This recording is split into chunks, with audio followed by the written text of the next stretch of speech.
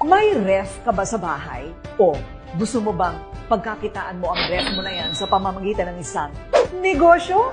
Well, maging Siomai King Community Franchisee ka na at magkaroon pa ng pagkakataong kumita sa Siomai King Sulit Packs. Sulit sa sarap, sulit pa sa kita. Sa 1 sulit pack ng pork siomai na 140 pesos lang ang halaga, may 10 community customers ka and 10 online customers, may total 20 customers ka.